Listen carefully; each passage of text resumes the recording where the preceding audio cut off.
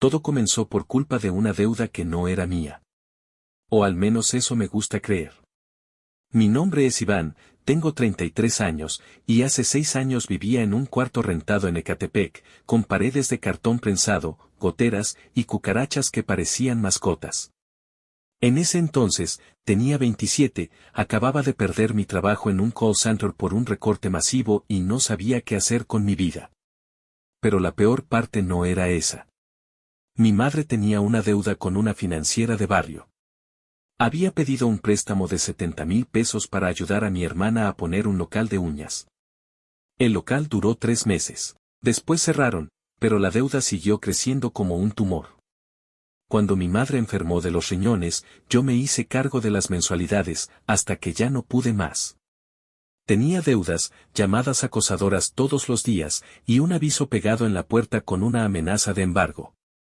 Fue en una de esas madrugadas, donde el insomnio se mezcla con el hambre, que encontré un anuncio en un grupo cerrado de Telegram: compra urgente de órganos. Solo donantes voluntarios, 400,000 pesos al momento. Contacto 100% seguro y anónimo. Yo ya había oído de esas cosas. Obvio, pensé que era trampa, o trata. Pero lo que me atrapó fue que usaban palabras médicas exactas, hablaban de laboratorios registrados, firmaban con nombres reales, y algo en mí, esa desesperación que te da cuando tu madre está en una cama, con diálisis, y tú solo tienes sopa instantánea en la despensa, me hizo escribir. Fue un mensaje simple: estoy interesado. ¿Qué necesitan de mí? Me contestaron al día siguiente. La persona que me respondió se hacía llamar Dr. Anselmo. Me pidió análisis de sangre, historial médico, y una videollamada para confirmar que no estuviera siendo forzado. No hacemos nada ilegal, me dijo en la llamada. Firmarás un consentimiento. Te pagaremos por tu tiempo, no por el órgano. Eso es muy importante legalmente. Todo estaba vestido de legalidad, pero no era del todo legal. No me importaba. Me hicieron firmar un documento donde se decía que era un ensayo clínico experimental con retiro de órgano. Yo sabía que eso era puro disfraz, pero no me importó. Me dieron cita en una clínica particular, en Guadalajara. Me pagaron los pasajes. Me hospedaron en un hotel mediano, con aire acondicionado. Y 2 días después, salí del quirófano con un solo riñón y una bolsa con 400,000 pesos en efectivo. El que me lo entregó fue un sujeto vestido como paramédico. Sin decir nada, solo dejó el maletín en la cama del hotel y se fue. Yo estaba drogado por la anestesia, apenas podía caminar, pero aún así conté el dinero. Estaba completo. Lloré. No sé si de dolor o de alivio. Lo primero que hice fue pagar la deuda. Después arreglé la situación con los cobradores, liquidé un par de tarjetas vencidas, y con lo que me sobró renté un departamento pequeñito para mí y para mi madre. Ella nunca supo cómo conseguí el dinero. Le dije que me había ganado una demanda por despido injustificado. Me creyó. Y lo peor es que, lo hizo con alivio. Como si fuera mejor tener un hijo desempleado y demandón, que uno capaz de venderse en pedazos. Durante los años siguientes, todo se estabilizó.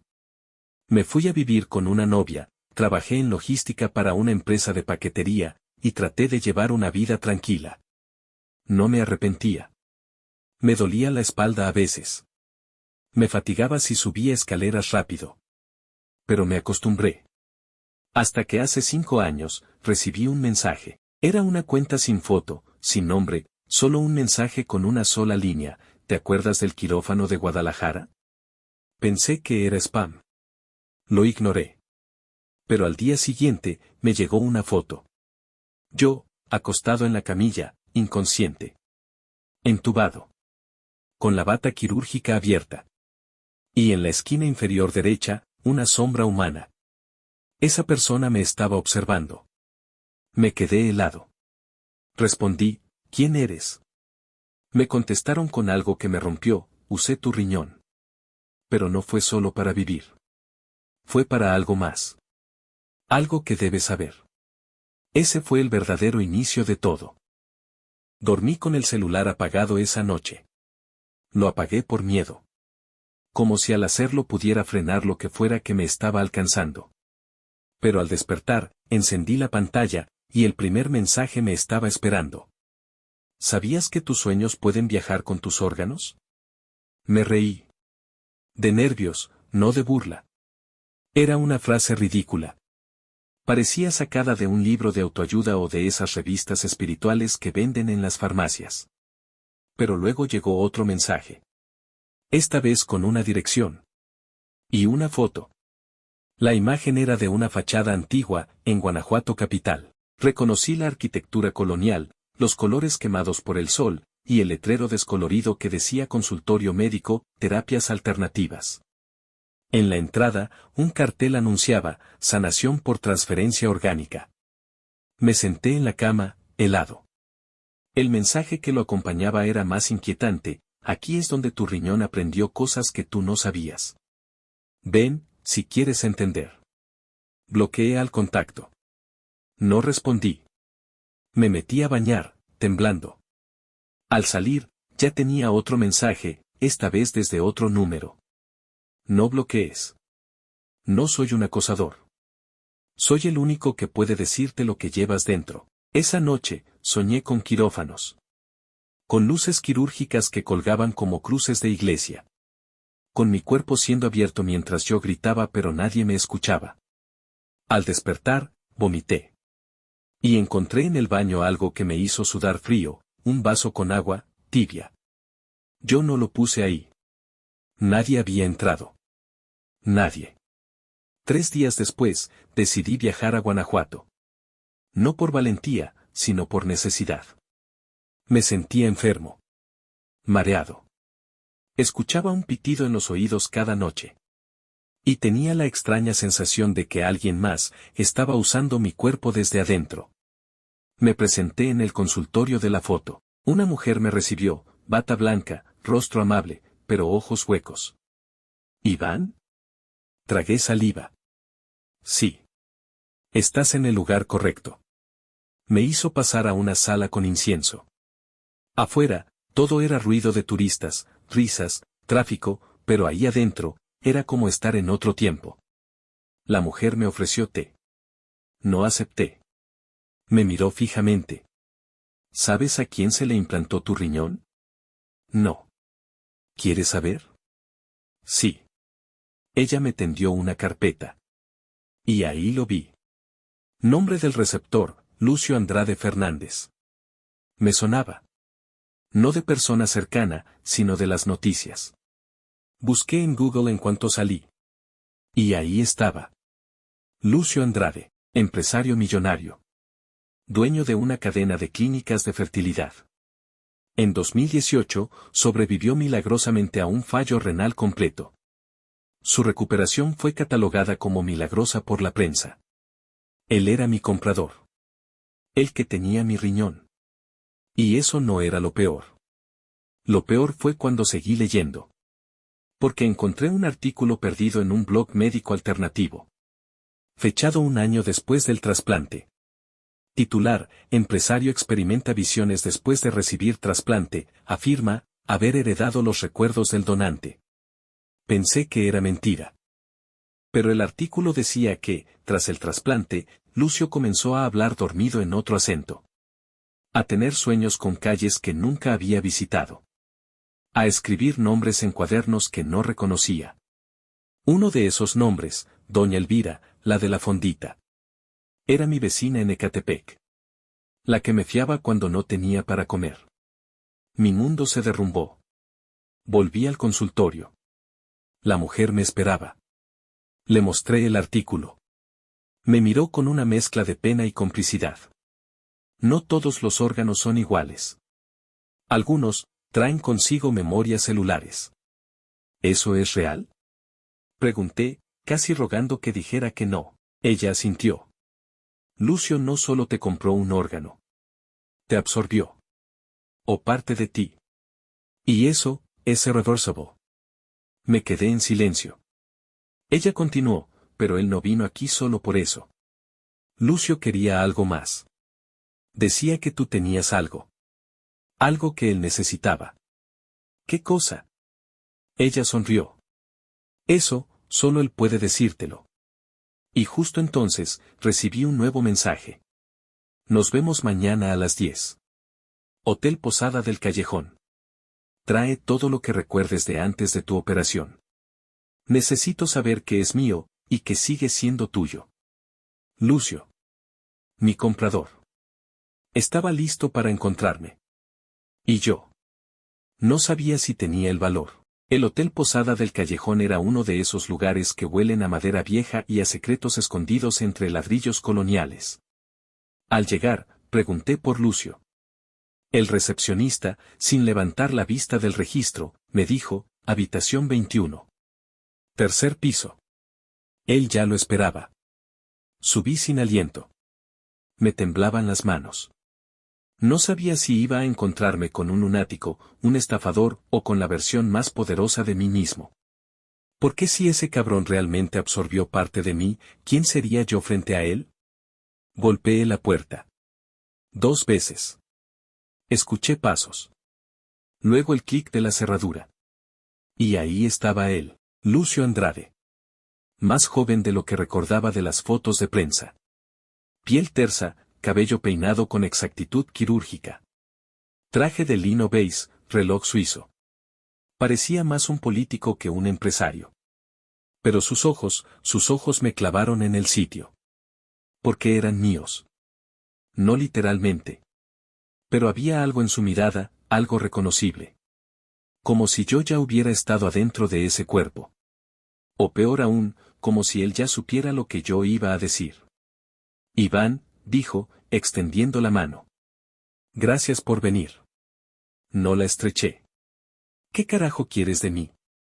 Él sonrió con amabilidad. Demasiada. Lo mismo que tú, saber quién soy ahora. Entré. La habitación era simple. Una cama doble, escritorio, minibar. Sobre la mesa había papeles, carpetas médicas, y algo que no esperaba, un álbum de fotos. Lucio lo abrió. Puso frente a mí una imagen. ¿La reconoces? Era una foto en blanco y negro. Tomada con una vieja cámara de rollo. Mostraba a una mujer cargando a un niño. Ambos sonreían.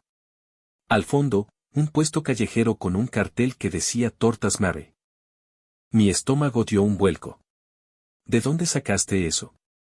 De mis sueños, contestó Lucio, con una calma espeluznante. Tragué saliva. Esa era mi madre. Y ese niño, era yo. Eso es imposible. Esa foto no existe en internet.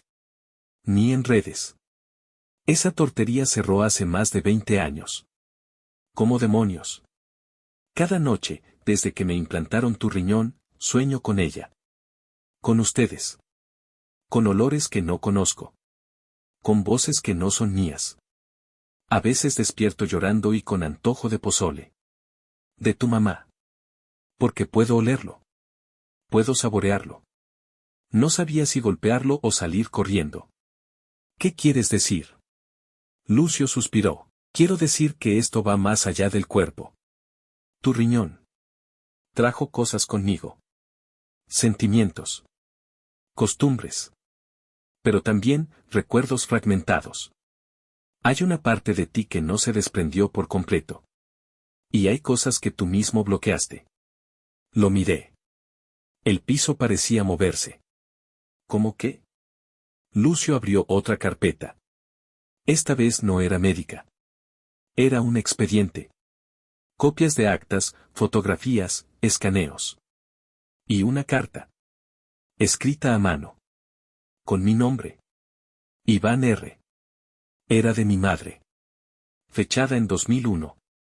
Nunca la había visto. Era una carta donde explicaba algo que ella nunca me dijo en vida. Iván, si un día lees esto, es porque alguien encontró la verdad. No fuiste hijo único. Tu hermano nació antes que tú, pero no sobrevivió al hospital. O eso me hicieron creer. Algo pasó esa noche. Algo que los médicos no quisieron decir. Y desde entonces, cada vez que escuchaba agua correr, lo sentía llorar. Lucio me miraba en silencio. Tu madre tuvo 2 hijos. Uno antes que tú.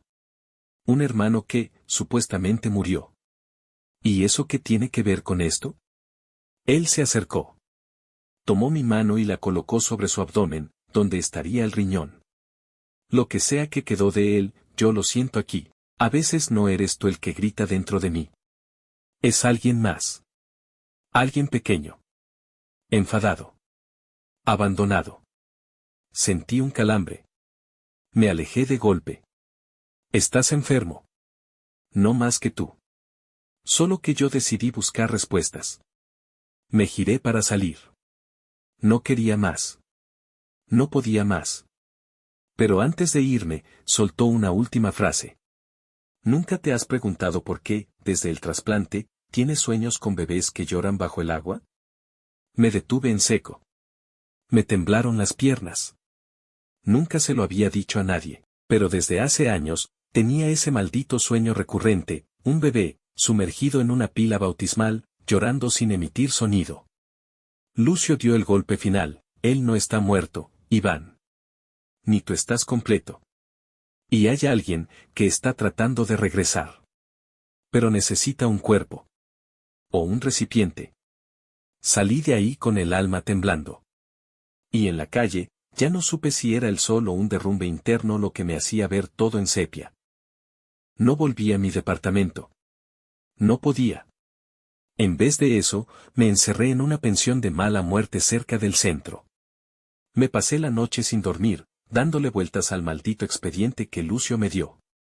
Tenía pruebas de que mi madre había estado en tratamiento psicológico luego de la muerte de su primer hijo. Había recortes de periódico que hablaban de desapariciones en hospitales en los años 90. Incluso una copia sellada de una queja formal por negligencia en el Hospital General de León en 1993. Mi año de nacimiento. Esa misma noche soñé con agua. Otra vez. Pero esta vez era más nítido. Sentía las manos frías de alguien sosteniéndome bajo la superficie. No me ahogaba. No sentía miedo. Solo vacío. Un vacío inmenso que me tragaba por dentro. Y una voz, tú naciste segundo. Yo fui primero. Pero tú viviste. Yo no. Desperté empapado en sudor. Mi reloj marcaba las 3:33 de la mañana. Me serví un café instantáneo con agua de lavabo y traté de convencerme de que era solo sugestión. Que Lucio me había plantado todas esas ideas. Que no existía un hermano. Que los sueños eran. Eso, sueños. Pero entonces noté algo. Mi celular tenía una alarma activada a las 3 de la mañana, una alarma que yo no había puesto. Y tenía una nota atada a ella. Debes ir al archivo del hospital. Tercer piso. Expediente H, 12294. El hospital. ¿Quién carajos había puesto eso? ¿Lucio? ¿Cómo entró a mi teléfono? No importaba. Fui. La madrugada del martes, me presenté en el Hospital General de León.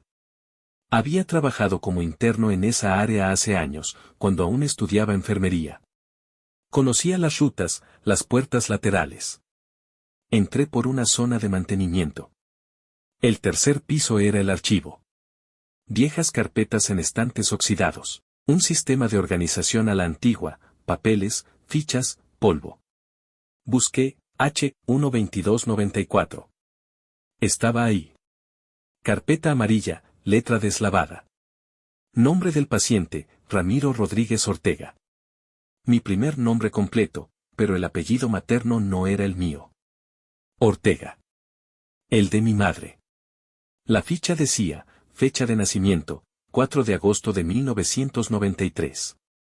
Sexo, masculino. Peso al nacer, 3.1 kilogramos. Complicaciones, paro cardiorrespiratorio a las 3 horas de nacido. Estado, declarado muerto, cuerpo no entregado a familiares, ver informe anexo. Me temblaron los dedos. No entendía. ¿Yo había muerto? ¿Era ese expediente mío? Entonces, ¿quién era yo? Busqué el informe anexo. Ahí decía que el cuerpo fue trasladado para investigación interna por sospecha de error médico. Que nunca fue reclamado. que la madre fue dada de alta con un cuadro de depresión severa y pérdida de memoria parcial. La madre, María Ortega. Mi madre. Mi cabeza daba vueltas. Necesitaba salir de ahí. Pero antes de irme, vi algo más. En la parte trasera de la carpeta había una hoja suelta. Un croquis. DAO sótano del hospital. Y una anotación a mano, acceso restringido. Zona clausurada desde 1995. No entrar solo. Obviamente, fui. El sótano del Hospital General era una herida mal cerrada. Muros de concreto húmedo, olor a gas y formol. Abrí la puerta de metal con una ganzúa vieja que guardaba en mi mochila. El interior parecía abandonado desde hace décadas. Pero lo que encontré al fondo del pasillo fue lo peor. Una sala circular, parecida a una morgue. 5 camillas. Y sobre ellas, restos de incubadoras oxidadas. En una esquina, un gabinete metálico. Lo abrí. Adentro había frascos con etiquetas escritas a mano. Nombres. Fechas. Una de ellas me heló la sangre, Rodríguez O, /diagonal agosto de 1993 /diagonal segundo intento. ¿Dos do intento? Y al fondo del gabinete, un tarro con líquido conservador. Flotando adentro, un feto. No mayor a 6 meses. Pero humano. No podía dejar de verlo. Entonces, escuché pasos. Reales. Apagué la linterna. Me escondí detrás de un archivador roto. Una voz susurró, tú también lo oyes, ¿verdad? Lucio. Estaba ahí. Te dije que no estabas completo, murmuró. Porque hay partes tuyas que dejaron de ser tuyas. Y partes que nunca supiste que existían. ¿Qué es esto? Pregunté, saliendo del escondite. Esto, dijo Lucio, señalando el frasco, es el cuerpo que debió nacer en lugar del tuyo. Pero no lo logró, o eso creyeron. Pero algo se quedó. Pegado. Como una sombra. ¿Y qué quieres? Lucio se acercó. Recuerdos. Quiero tus recuerdos. Necesito saber qué pasó con mi infancia. Con tu madre. Con todo lo que me robaron. Porque si yo soy una versión tuya, quiero saber por qué me dejaron atrás. ¿Una versión mía? ¿De qué estás hablando? Lucio me sostuvo del brazo.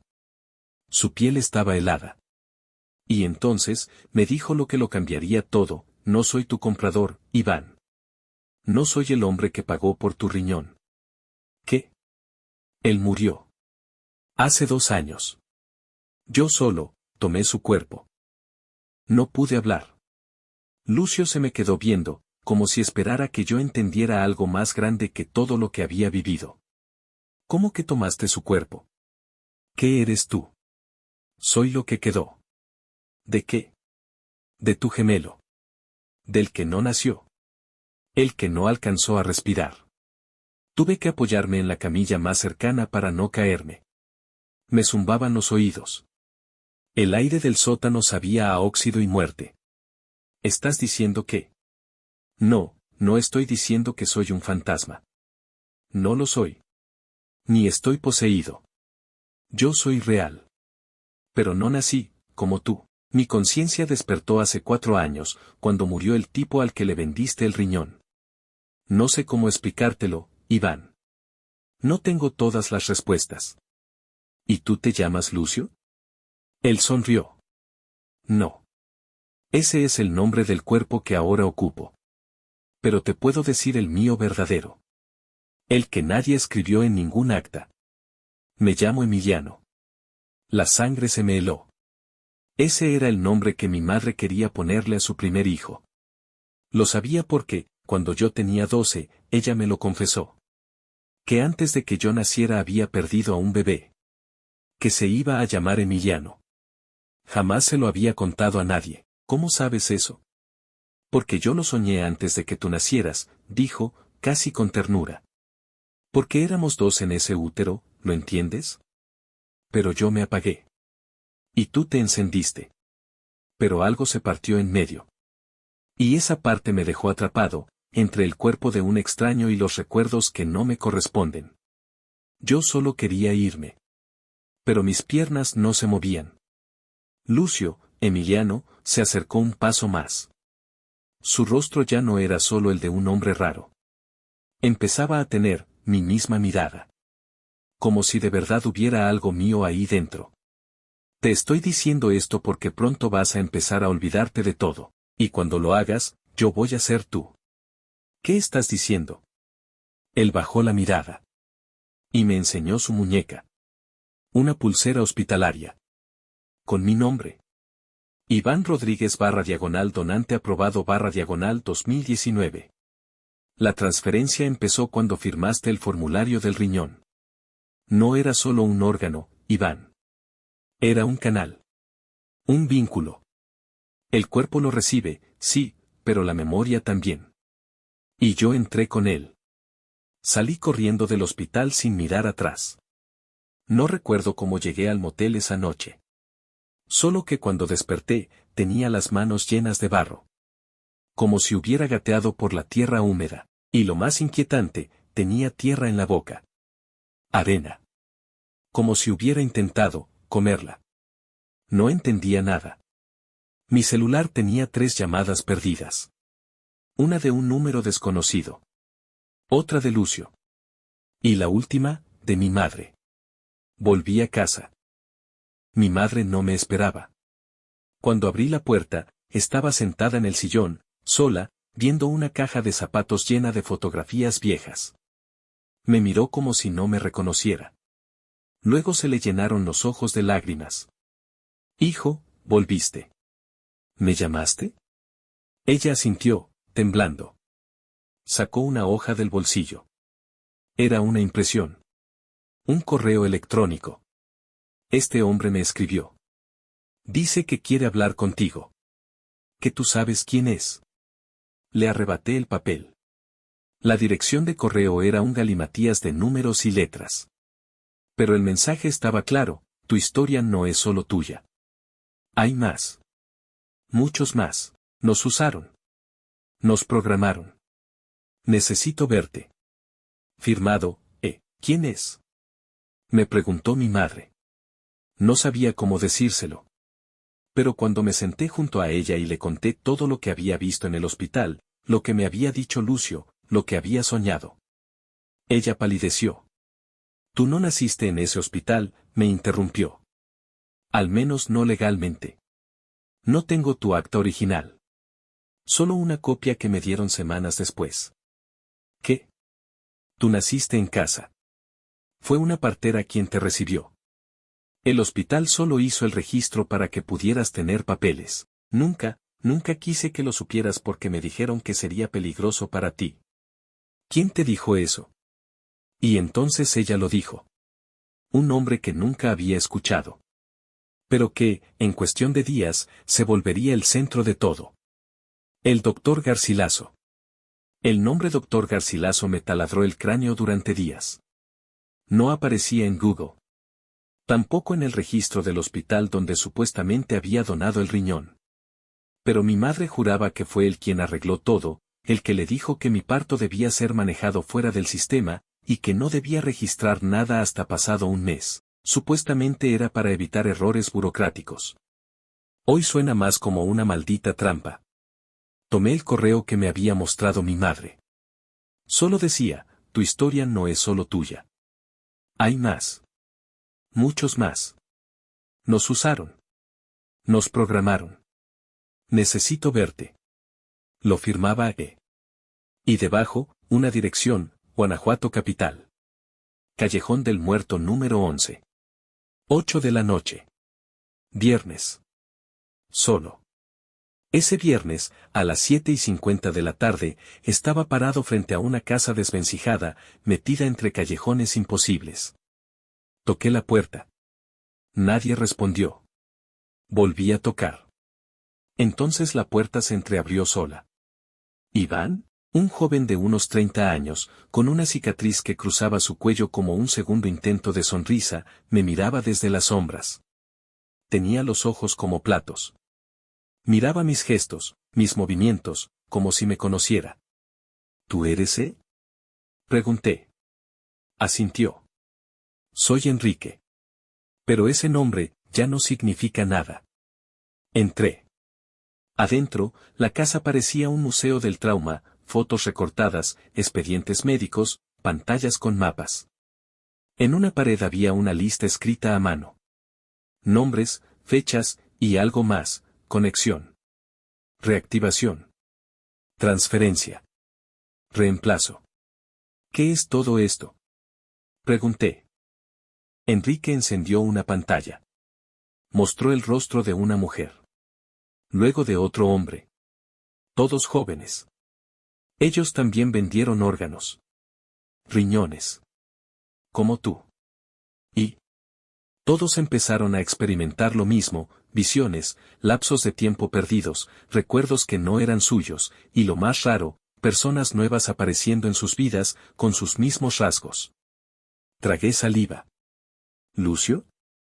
Sí. Él también estuvo aquí. Dijo que era el hermano que nunca tuve. Pero cuando revisé los registros, su existencia era imposible. No había acta de nacimiento, seguro médico, ni historial escolar antes de que despertara. ¿Y tú? Enrique bajó la mirada. Se subió la camisa. Tenía cicatrices gemelas a las mías. Mismo patrón, mismo ángulo. No soy el único. En un radio de 200 kilómetros hay al menos 11 personas como nosotros. Con cicatrices idénticas. Con vidas truncadas. Todos donamos, y todos fuimos parte de un programa piloto que nunca debió existir. ¿Qué programa? Él señaló la palabra que más me heló, Proyecto Umbral. Lo que me contó esa noche desmoronó mi idea de la realidad. En los años 90, un grupo de médicos experimentales en Guanajuato fue financiado por una empresa fantasma llamada Fundación Vitala. Decían estar buscando una forma de preservar la conciencia humana más allá del cuerpo físico. Pero usaban a personas sin recursos, como mi madre, como incubadoras, donantes o receptores. ¿Y qué querían? Trasladar memorias, conciencias, la esencia de alguien a otro cuerpo. Eso no es posible. ¿Estás seguro? ¿Después de lo que te pasó?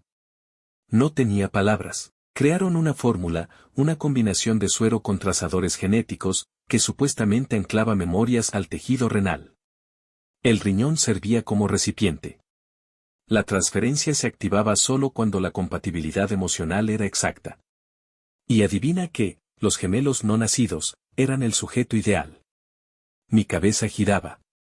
Todo era demasiado. ¿Y qué hicieron con los bebés que no nacieron? Enrique se estremeció. Algunos fueron criados en institutos ocultos. A otros, simplemente, los desconectaron. Pero unos pocos sobrevivieron. Despertaron en cuerpos ajenos. Como Emiliano. Me sentí vacío, ya no era dueño ni de mi historia.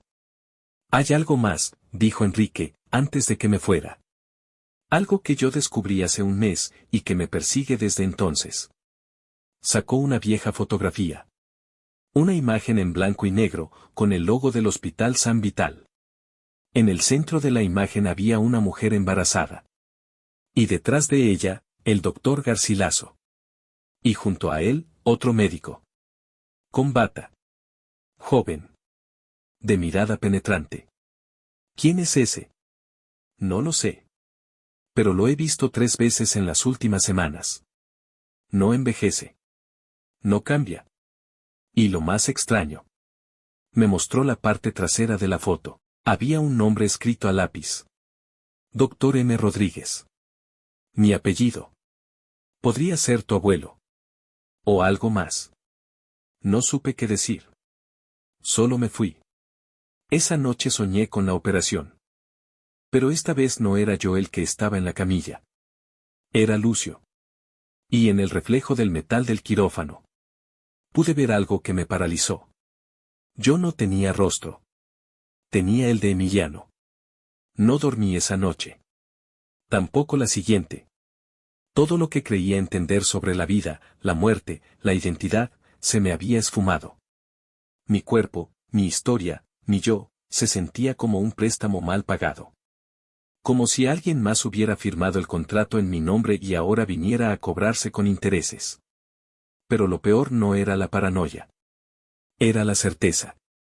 La certeza de que Lucio estaba jugando conmigo, y ya no solo en el plano emocional. El lunes, recibí una llamada de Adela, la señora que había cuidado a mi madre por años. Iván, tienes que venir, ya. Colgué y me lancé en coche. Cuando llegué a su casa, me encontré con una escena de terror doméstico. Fotos familiares descolgadas. Cajones abiertos. Una virgen partida en dos. ¿Qué pasó? Ese, muchacho, el que vino contigo la última vez. El de los ojos raros. Volvió hace 2 noches. ¿Lucio? No dio su nombre. Pero me preguntó por ti. Dijo que ya estabas listo. Y me dejó esto. Me entregó un sobre. Sin remitente. Sin marcas. Adentro, una sola hoja impresa. ¿Ya viste tu cicatriz? Está más roja, ¿cierto? Va a abrirse sola. Yo lo hice primero. Nos volveremos a unir. L. Volví a mi departamento temblando. Me quité la camiseta y me miré en el espejo. La cicatriz de la operación, que llevaba años como una línea blanca discreta, estaba inflamada. Roja. Dolía al tacto. Como si algo presionara desde adentro. No pude evitarlo. Fui al hospital donde me habían operado. Necesito ver mi expediente clínico, le dije a la recepcionista. ¿Nombre? Iván Rodríguez. Tecleó. Esperó. Frunció el ceño. No hay nada en ese nombre. Imposible. Me operaron aquí. ¿Hace cuánto? 5 años. Aquí no hay registros tuyos. Pero si tienes el número de quirófano o nombre del cirujano. Me quedé helado. No tenía nada. Ni facturas. Ni recetas. Ni un puto archivo. ¿Tienes el nombre del médico? Recordé el de la foto. Lo dije sin pensar. Doctor M. Rodríguez. La mujer se congeló. Luego me miró. ¿Quién dijo ese nombre? Lo vi en una imagen antigua. ¿Lo conoce? Se inclinó y susurró, ese hombre murió hace 30 años. Se suicidó en el quirófano 4. Después de una operación experimental que salió mal. Dicen que todavía lo escuchan algunas noches.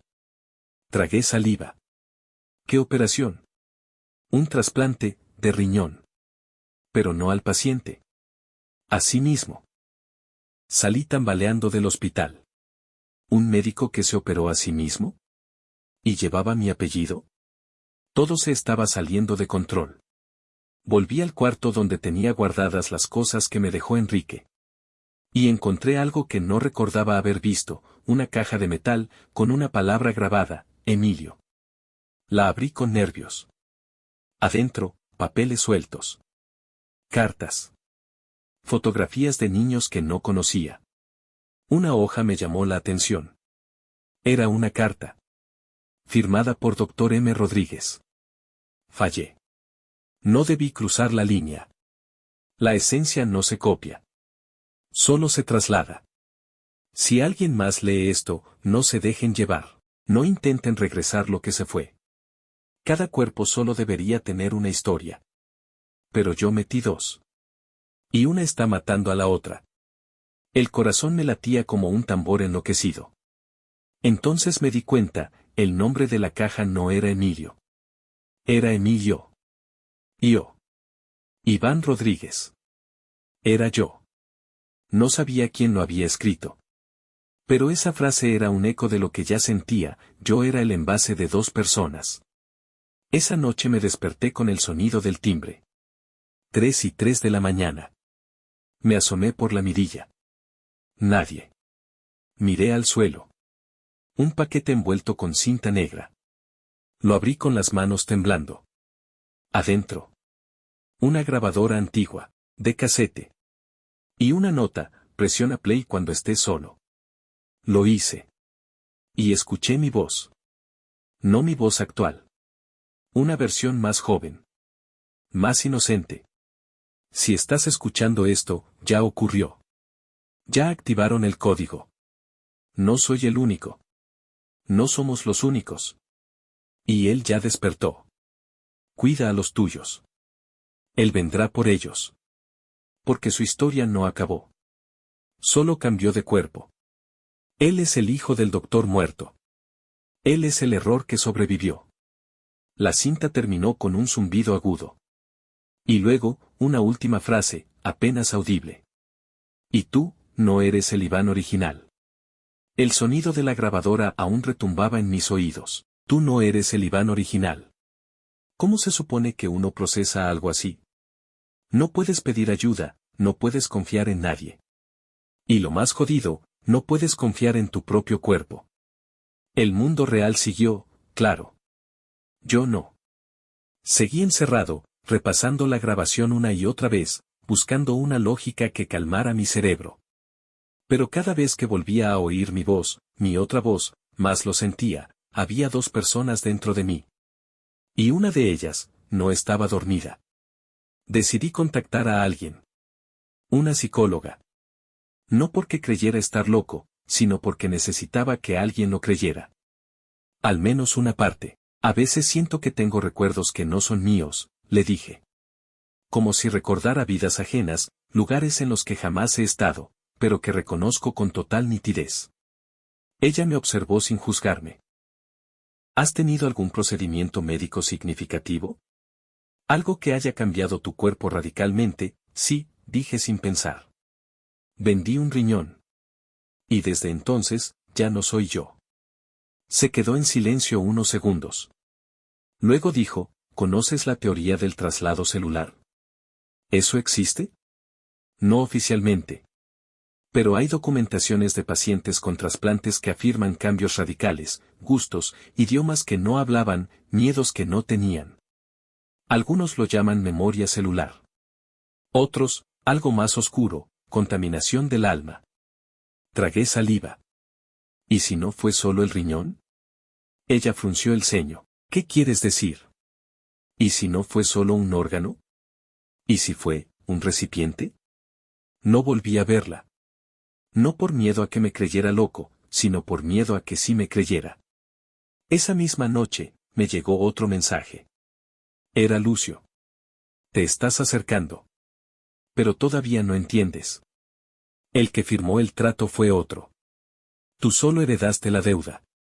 Adjuntó una foto. Era yo. Con otra ropa, otra cara, pero era yo. O al menos, alguien que se parecía demasiado. Estaba en un quirófano, sosteniendo una hoja con el logo del hospital donde me operaron. Y al fondo, el doctor. El mismo rostro del retrato antiguo, el mismo que se había suicidado hace 30 años. Me sentí al borde del colapso. Pero no estaba dispuesto a morir sin entender todo. Revisé la caja de Emilio una vez más. Esta vez, con lupa.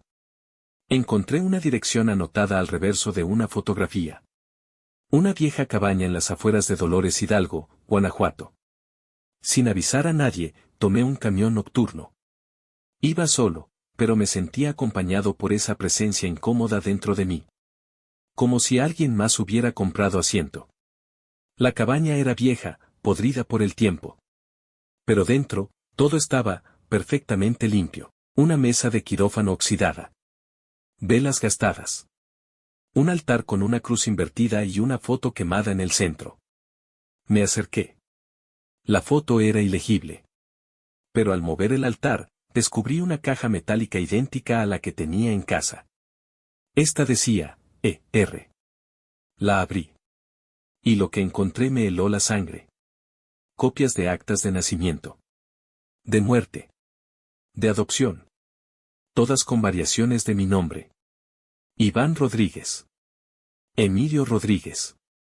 Esteban Romero. Pero todos con mi misma fecha de nacimiento. Todos nacidos el mismo día. Todos donantes. Todos desaparecidos. Y en un cuaderno, con tinta roja, una sola frase escrita una y otra vez, uno para vivir. Uno para ocultar. Uno para regresar. Sentí náuseas. Salí de la cabaña tambaleando. Y entonces, frente a mí, Lucio. No puedo dejarte seguir, me dijo, sin odio, sin emoción. ¿Qué mierda soy? Le grité. ¿Por qué yo? Porque eras el único que lo olvidaría. ¿Qué? Todos los demás lo sabían.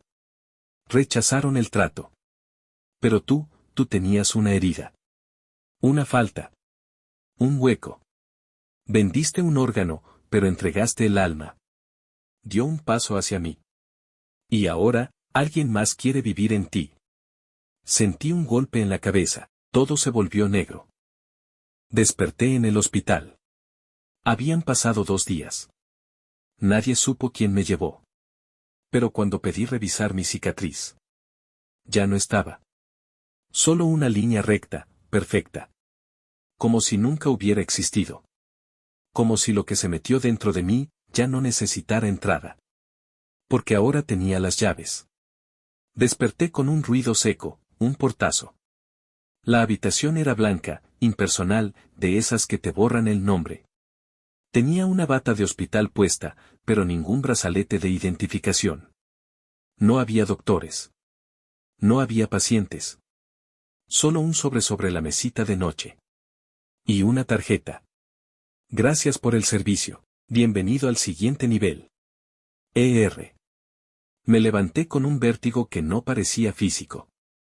Era como si mi cuerpo aún se estuviera acostumbrando, a sí mismo.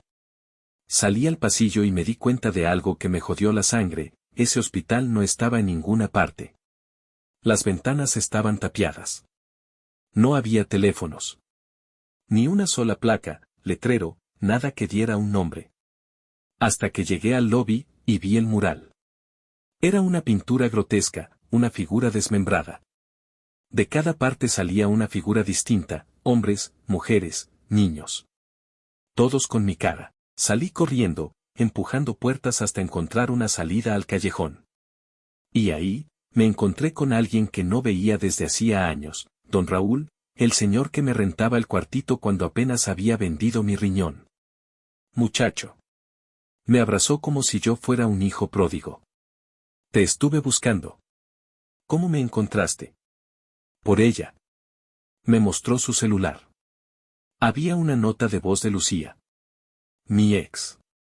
La que me dejó cuando vendí el riñón. La que no volví a ver desde entonces. Si Iván aparece, dile que tengo su respuesta. Que el niño, también tiene la cicatriz. Me congelé. ¿Qué niño? Pregunté, la voz quebrada. Tu hijo, pendejo. ¿Nunca supiste? Lucía vivía en León. Tomé el primer camión sin pensar. Cada kilómetro recorría una memoria vieja, borrosa, como si el Iván que llegaba allá no fuera el mismo que la embarazó. La casa estaba en una zona tranquila. Nada de lujos. Lucía me abrió como si ya supiera que iba a llegar. Y al fondo, el niño. 5 años. Cabello lacio. Ojos grandes. Y en la espalda baja, al cambiarse la camiseta, vi la línea perfecta. La misma cicatriz. Lucía me explicó que él nació con problemas renales, pero nunca necesitaron operación. Aún así, la cicatriz estaba ahí. Desde que nació. Como una marca. Como una firma. Lo llevé a hacer estudios, me dijo. Y en el banco genético donde me hicieron los análisis, encontré esto. Me entregó una hoja sellada. Decía, coincidencia genética, 99.999%. Comparación con paciente registrado, ER. ¿Quién carajos es ER? Pregunté. Lucía me miró con miedo. Ese es el problema. No es un nombre. Es un código. Es el nombre del proyecto. Afuera, la ciudad seguía. Pero yo ya no pertenecía. Intenté entender el patrón. Volví a revisar cada documento que tenía. Las grabaciones. Las notas. Las cajas metálicas. Y entonces lo entendí. ER. No era una persona. Era una red. Una cadena. Un experimento. Busqué a otros como yo. Y encontré más de lo que esperaba. Un foro oculto. Solo accesible desde navegadores anónimos. Gente de todo el mundo. Hablaban en clave. Pero todos tenían algo en común, cicatrices que no correspondían a operaciones. Recuerdos que no eran suyos. Y vidas que colapsaban después de vender algo, más que órganos. Uno me escribió al privado. Un tal Sebas. De Chihuahua. Yo también vendí mi riñón. Y mi hijo nació con los mismos sueños que yo tenía antes de la operación. No solo clonaron nuestra genética. Clonaron nuestras memorias. Están construyendo identidades. Están diseñando profetas. No quise creerlo. Pero todo apuntaba a lo mismo. De vuelta en casa, la noche se llenó de murmullos. El niño, dormido en el sofá, hablaba en sueños. Decía frases que yo decía de adolescente. Tocaba la guitarra con los mismos acordes que le enseñé a mi abuelo, que él jamás conoció. Y entonces se despertó de golpe. Papá, ¿qué pasó, hijo? Me miró con una madurez que no le pertenecía. Yo también tengo los recuerdos. ¿Cuáles recuerdos? Los tuyos. Los del otro tú. El que no tuvo miedo. El que se fue a la cabaña. El que ya no volvió. Aquel niño no era solo mi hijo. Era un espejo. Una advertencia. Después de la madrugada en la que lo oí hablar como si llevara décadas de vida encima, ya no pude dormir tranquilo. Cada noche repetía lo mismo: papá, ya va a empezar otra vez. ¿Qué cosa, hijo? El otro tú. Está cerca. Asterisco asterisco. Lucía pensó que era algún tipo de sonambulismo, o que estaba demasiado influenciado por caricaturas. Pero yo sabía que no. No después de lo que vi. De lo que viví. Esa noche, después de acostarlo, abrí de nuevo el sobre que encontré en el hospital. El que decía: bienvenido al siguiente nivel. Y esta vez me di cuenta de algo que antes se me pasó: había una línea escrita al reverso, con tinta apenas visible. Para encontrar tu origen, regresa al punto donde decidiste dejar de ser tú. No sabía qué significaba. Hasta que me acordé del motel. Asterisco asterisco. Fue 5 años atrás, cuando entregué mi cuerpo por dinero. El trato no se cerró en una clínica. Ni siquiera en una oficina. Fue en un motel de paso, a las afueras de San Juan del Río. Aquel cuarto 27, con azulejos rotos y una lámpara que nunca encendía. Volví. Todo estaba igual. Incluso el olor. Pero lo que cambió fue lo que encontré bajo el colchón. Una caja. Y dentro, una foto. Era yo, sentado junto a un hombre idéntico a mí, pero calvo. Con una cicatriz en la frente. Ambos estábamos firmando un contrato. Y al fondo, había alguien más. Lucía. Me senté en la cama, temblando. ¿Cómo carajos Lucía había estado ahí ese día? Yo no la recordaba. Ella me juró que no me vio por años. La llevé la foto al día siguiente. Su cara cambió. Yo no estaba ahí, me dijo, casi llorando. Te lo juro. Jamás supe nada de esa operación. Entonces, ¿por qué estás en esta foto? La tomó con manos temblorosas. La miró como si viera un cadáver. Porque esta, se corrigió, tragando saliva, esta no soy yo. Es la otra. ¿La otra qué? Iván, a mí también me clonaron. Asterisco asterisco. No sé si grité, si me senté o si simplemente me desmayé de pie. Lucía me explicó lo imposible: después de que yo desaparecí de su vida, alguien muy parecido a mí se le acercó un año después. Se presentó con otro nombre. Le ofreció trabajo en una agencia de publicidad en Querétaro. Ahí conoció a su jefe, una mujer idéntica a ella. Mismo lunar en la clavícula. Misma sonrisa torcida. Solo que esa mujer tenía otra voz. Y otro nombre. La llamaban versión B. Asterisco asterisco. Nos usaron como moldes, Iván, dijo Lucía, ya entre lágrimas. Tú y yo, somos prototipos. Y ese niño que tenemos, no es nuestro. Es de ellos. Asterisco asterisco. Pasaron días sin poder dormir. El niño cada vez hablaba más cosas extrañas. Decía nombres que yo jamás le mencioné: Mateo, Ariadne, Casillas. Y lo peor, dibujaba símbolos. Círculos con líneas internas. Parecían relojes derretidos. Y debajo de cada uno escribía la palabra reboot. Intenté quemar los dibujos. Pero al día siguiente, había más. Y esta vez, hechos con su propia sangre. Asterisco asterisco. Me encerré a investigar. Volví al foro. Pregunté por ER. Un usuario anónimo me envió un mensaje cifrado: ER no es una persona. Es la red. La que renueva. Existencia reciclada. Tú firmaste más que tu riñón. Firmaste tu derecho a ser el único. Sentí que el estómago me daba vueltas. No se trataba solo de órganos. Se trataba de almas. De recuerdos. De conciencia. Esa noche, mi hijo no volvió a hablar. Solo se quedó en la ventana, viendo hacia afuera. Le pregunté qué hacía. Y me respondió con una voz que no era la suya. Estoy esperando a que el cuerpo esté listo. ¿Qué cuerpo, hijo? Se giró. Me sonrió. El tuyo. Pasaron 3 días en los que no quise ver a mi hijo. Y lo peor es que él tampoco pareció querer verme. Lucía y yo dormíamos en turnos. Nunca estábamos los dos al mismo tiempo con él. Por miedo. Por precaución. O por cobardía. Empezó a dejar mensajes en el vapor del espejo del baño. Primero frases incompletas: ya casi. El molde. Está listo.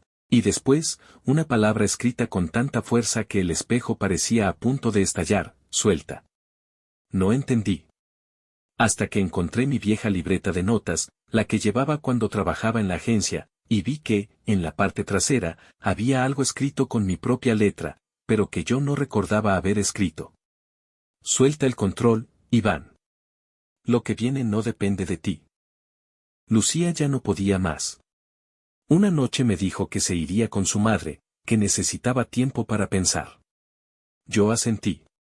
Pero esa misma madrugada, ella regresó, empapada. ¿Qué pasó? No pude llegar. Me sentía observada. Me seguían.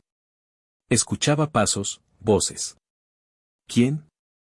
Una mujer. Que me hablaba con mi voz.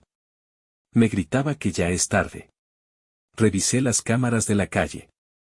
Y ahí estaba. Una figura femenina, idéntica a Lucía, parada frente a la casa. Sola. Firme. Sonriendo. A las 3:33 de la mañana.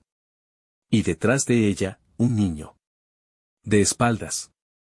El mismo corte de cabello que nuestro hijo. Solo que nuestro hijo estaba en su cama. El día siguiente fue un caos. Me llamaron de una cuenta desconocida. Me pidieron que fuera al hospital donde doné mi riñón, a una dirección específica. Dijeron que si no iba, alguien más ocuparía mi lugar. Y que no me iban a avisar la próxima vez. Lucía y yo discutimos. Pero fui. La dirección me llevó al antiguo archivo del hospital. Un sótano. Oscuro. Polvoriento. Me esperaban 2 personas. Un hombre y una mujer. Batas blancas. Sin nombre. Solo un símbolo en la manga, un ojo abierto dentro de un triángulo. Bienvenido de nuevo, señor Escobedo, dijo la mujer. Sabíamos que volvería. ¿Quiénes son ustedes? Administradores del sistema. Lo que ustedes llaman mundo es una estructura demasiado frágil. Necesita correcciones. Sustituciones. Reboot. ¿Qué hicieron conmigo? El hombre me miró como si le hubiera preguntado por la hora. Nada. Usted lo firmó. Y me mostró un video.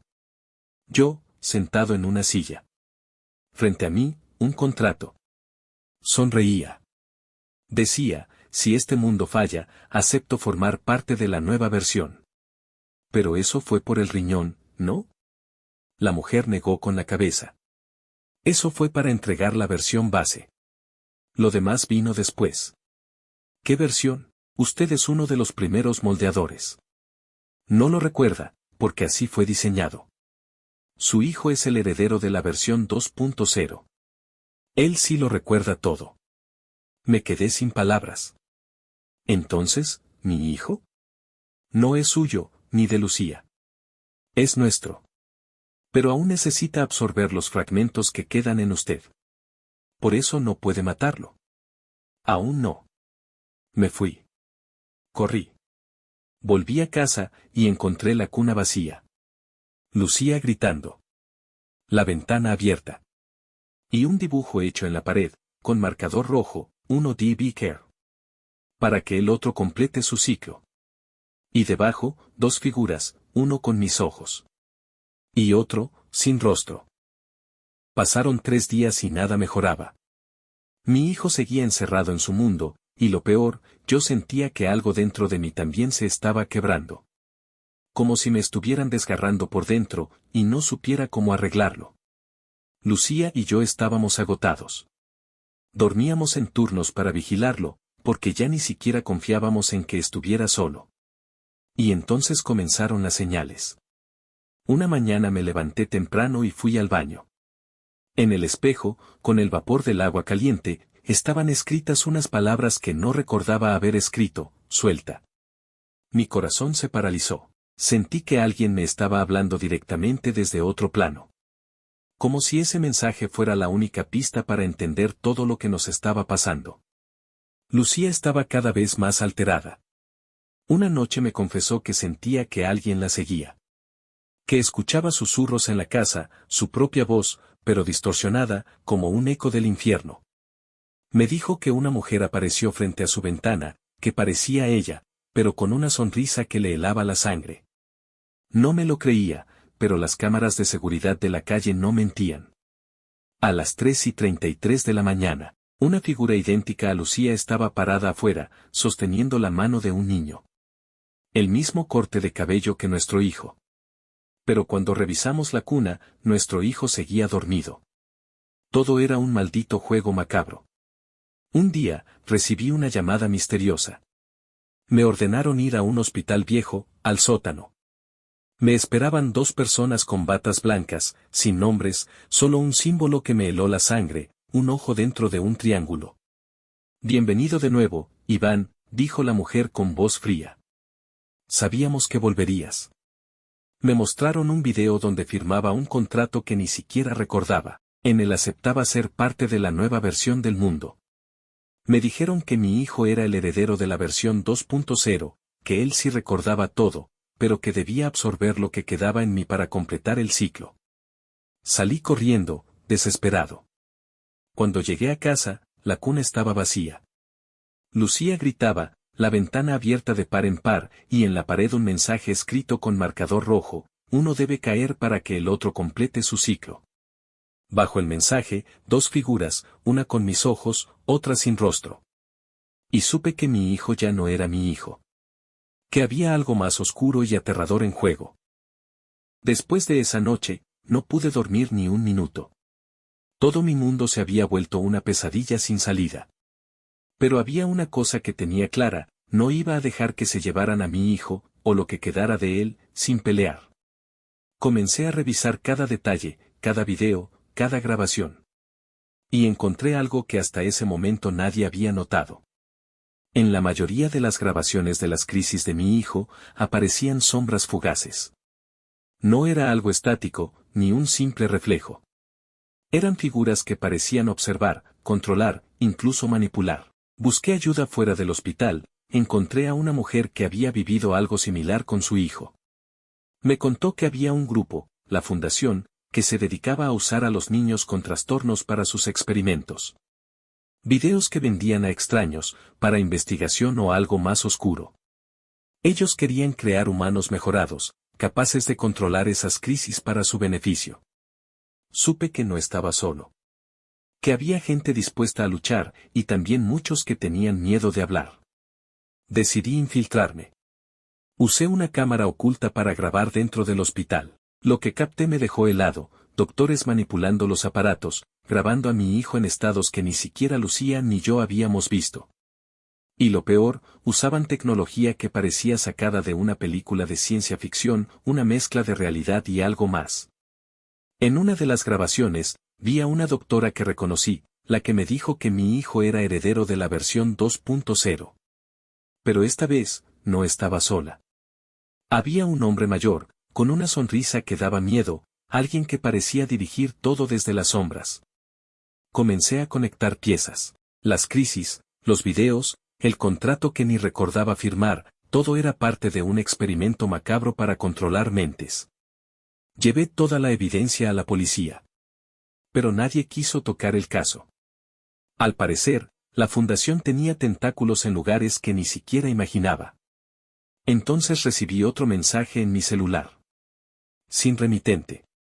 Solo un texto que decía, deja de buscar o tu hijo dejará de ser humano. Supe que estaba en la mira. Pero no podía parar. La lucha apenas comenzaba, y estaba dispuesto a descubrir hasta dónde llegaba ese juego macabro. Esa mañana no llevé a mi hijo al hospital. Lo miré mientras dormía, los párpados temblorosos, una expresión inquieta incluso en sueños. Algo dentro de mí me decía que si lo entregaba otra vez a esa institución, no me lo devolverían. Lucía estaba en contra. Decía que necesitaba los tratamientos, que estaba empeorando. Pero ya no confiaba. En nadie. Ni siquiera en ella. Decidí que tenía que volver al lugar donde todo había comenzado, el pueblo donde había conocido a el donante, ese hombre que, según el acuerdo que firmé hace 5 años, había recibido mi riñón y ahora decía que yo le debía una vida. Llegué al pueblo con las imágenes de las grabaciones en la cabeza. Lo que encontré ahí, sin embargo, fue más enfermo de lo que imaginaba. Una vieja veterinaria, abandonada en apariencia, escondía un laboratorio. No era un hospital. No era una clínica. Era un puto matadero de conciencia. Entré por una rendija oxidada. Lo primero que olí fue el desinfectante, fuerte y reciente. Lo segundo, fue sangre. En el centro, una camilla metálica. Encima, algo envuelto en una sábana blanca, apenas moviéndose. Me acerqué con el corazón en la garganta. No era un animal. Era un niño. Atado. Sedado. Grabado. Una cámara colgaba del techo, apuntando directo a su rostro. Y al fondo, en una repisa, más de 20 frascos. Con etiquetas. Nombres. Uno de ellos, Samuel Ortega. El nombre de mi hijo. Estaban recolectando suero cerebral. Lo centrifugaban, lo alteraban, lo analizaban. Te dije que dejaras de buscar, dijo una voz a mi espalda. Me giré. Era él. El donante. Ya no se veía tan demacrado como la primera vez que lo vi. Tenía ojeras, sí, pero estaba limpio, incluso pulcro. Como si en esos años hubiera dejado de ser una víctima para convertirse en parte del sistema. ¿Qué es esto? Le grité. Es evolución. El dolor de tus hijos es el precio de nuestro futuro. Me abalancé sobre él, y lo tumbé al suelo. No recuerdo cómo terminé sujetándolo del cuello, gritando como un demente. Me detuvo un ruido. Un chasquido. Tú ya firmaste, dijo, señalando una cámara encendida. Ya nos diste acceso a tu genética. A tu descendencia. Es nuestro. Entonces entendí lo que siempre había sido, una puta granja de humanos. Salí de ahí con el celular lleno de fotos, pruebas. Grabaciones.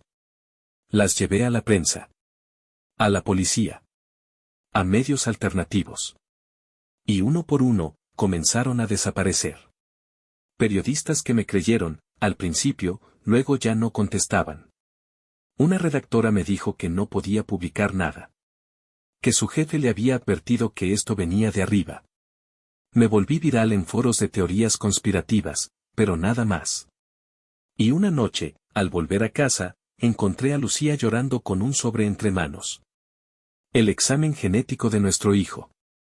Uno que ella había mandado por su cuenta. Lo abrió temblando. El resultado, Samuel tenía patrones genéticos implantados. No heredados. No era solo nuestro hijo. Era un prototipo. Un híbrido entre humano natural y humano modificado. Y entonces lo escuchamos llorar. No desde su habitación. Desde el pasillo. Donde había un vaso con líquido transparente. Y adentro, un pequeño dispositivo negro, como un chip. Y en la pared, alguien había escrito con marcador: gracias por criarlo. Ahora es nuestro turno. Esa noche no dormimos. Lucía temblaba. Yo no podía dejar de mirar el chip que habían dejado en el vaso. Lo metí en una bolsa con guantes y lo escondí en el fondo del congelador. Instinto paranoico. Pero era lo único que me quedaba. Llamamos a Samuel. No respondió. Lo encontramos en el baño, frente al espejo, murmurando algo. Repetía las mismas palabras una y otra vez: no soy como los otros. No soy como los otros. Lucía se quebró. Yo también. Había que sacarlo de ahí. Del país si era necesario. Esa misma madrugada, empaqué documentos, algo de ropa, dinero. Reservé boletos con nombres falsos. Sabía que nos vigilaban. Que si aún estábamos libres era solo porque nos necesitaban vivos. Pero ya no íbamos a esperar. Tomé mi celular para rastrear las últimas ubicaciones de Samuel y encontré una más. Una dirección desconocida marcada en su historial, en Guanajuato. Era la misma región donde se había hecho el trasplante, 5 años antes. No puede ser, dije en voz baja. Ahí fue donde lo gestaron. Lucía se negó a dejarlo así. ¿Y si podemos revertirlo, y si encontramos pruebas definitivas? Cedí. Nos lanzamos al estado con lo opuesto. Un hotel barato. Nombres falsos. Samuel dormía en medio de nosotros, su respiración irregular y la mirada perdida. El lugar que rastreamos era una vieja hacienda en ruinas, cercada, con un letrero medio caído que decía: Fundación Hereditas. Laboratorio Experimental de Biotecnología. Pero eso no era una fundación. Era una cárcel de carne y secretos. Saltamos el muro por detrás. Entramos por un ventanal reventado. Pasillos mohosos. Olor a cloro. Cámaras tapadas con lonas negras. Mesas quirúrgicas. Equipos descompuestos. Y una sala intacta. Limpia. Con luces encendidas. Y en el centro, a el donante. Solo que ahora no estaba solo. Había otros. Médicos. Militares. Observadores. Y frente a ellos, un niño. Mi hijo. Lo habían traído mientras dormía. Ni siquiera notamos cuándo. Bienvenidos al final del experimento, dijo el donante. Hoy nace el primer heredero funcional. Intenté correr hacia Samuel. Me detuvieron 2 hombres. Su riñón nos dio más que un órgano, continuó. Nos dio acceso a una cadena genética con capacidad adaptativa única. Usted es el primer compatible funcional. Y su hijo es el receptor perfecto. Lucía gritó. Yo forcejeé. Y entonces el donante sacó un control remoto. Presionamos esto, y su hijo se apaga. Literalmente. Como un sistema. Porque ese chip no solo monitorea. Controla. ¿Qué quieren de nosotros? Pregunté. Queremos su silencio. Su cooperación. Y sus cuerpos, si es necesario. Y justo cuando todo parecía perdido, sonó un disparo. Uno de los doctores cayó. Y detrás de él, un hombre que jamás pensé volver a ver. El enfermero que me cuidó en el hospital del trasplante. El único que me advirtió, años atrás: no firme. Nadie regala un órgano sin pedir algo a cambio. Saquen al niño. Ahora. Dijo, apuntando con el arma. Ya hice el llamado. Y entonces, las luces se apagaron. La oscuridad duró apenas segundos. Pero bastó para que el caos estallara. Gritos. Disparos. Un tubo cayendo. Cristales rotos. El enfermero nos jaló por una puerta lateral mientras 2 hombres cubrían la salida. Escuché a Lucía gritar el nombre de Samuel. Yo lo cargaba. Estaba inconsciente. El chip brillaba débilmente bajo su cuello. ¿Cómo nos encontraron? Le pregunté al enfermero. Porque nunca los perdimos, dijo él. Yo formé parte de Hereditas. Hasta que vi lo que hacían. Fui quien filtró los nombres de los pacientes, los contratos. Por eso me desaparecieron. Pero no pudieron conmigo. Subimos por una escalera de servicio que conectaba con los viejos establos. La camioneta nos esperaba encendida. Entramos a toda velocidad. Cuando miré atrás, uno de los médicos nos apuntaba desde una ventana. Pero no disparó. Porque sabían algo. Algo que nosotros no. ¿Por qué no nos matan? Le pregunté. Porque ya firmaste. Porque tu ADN ya no es tuyo. Es de ellos. Y si te matan, pierden la cadena. ¿Y Samuel? Él es el código activo. La llave. Su cuerpo produce una enzima que nunca se ha sintetizado. Es el molde base. Lucía lo abrazó como si pudiera protegerlo de un mundo que ya se lo había tragado. Nos refugiamos en una casa segura en Querétaro. Desde ahí, el enfermero contactó a periodistas, activistas, ex empleados de Hereditas que también habían huido. En una semana, teníamos todo: contratos, pruebas de ADN, registros de trasplantes ilegales, videos de niños como Samuel conectados a máquinas, siendo probados como armas biológicas. Era más de lo que imaginábamos. Pero nadie quiso publicar. Nadie. ¿Por qué? Pregunté. Porque uno de los principales inversores de Hereditas es dueño de 3 cadenas de medios en Latinoamérica. Entonces hicimos lo impensable. Subimos todo a Internet. Anónimo. En foros. En redes. En canales oscuros. Grabamos una entrevista con voz distorsionada. Pusimos las caras. Las fechas. Las víctimas. Incluyéndome a mí. En 48 horas éramos tendencia. En 72, estábamos en riesgo de muerte. Nos mudamos cada 2 días. Cambiamos de nombre. De ciudad. Samuel comenzó a tener pesadillas. Veía hombres de bata blanca en sus sueños. Dibujaba quirófanos. Decía frases que jamás habíamos dicho frente a él. Me están extrayendo otra vez, dijo una noche. Y entonces lo entendí. El chip estaba activado. Fuimos con un médico independiente. El chip estaba justo sobre la base del cráneo. Con anestesia local, lo extrajo en un quirófano clandestino. Y al retirarlo, Samuel dejó de temblar. Como si le hubieran cortado la señal. Lo guardamos en una caja de plomo. Lo enterramos en una tumba vacía. La marcamos como si fuera de un familiar. Y por primera vez en 5 años, dormimos en paz. Pasaron 2 meses. Lucía regresó a su trabajo como diseñadora.